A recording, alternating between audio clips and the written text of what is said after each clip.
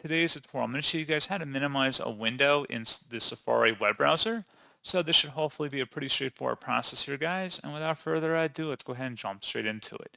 So one way would just be to select the minimize button up in the top corner of the Safari browser, just to physically just select that. You can also select the window tab as well, and there's an option once you select that to select minimize, and you can tap the command and M key as well in order to achieve that as well. And that will minimize it down to your system dock, and that's pretty much it.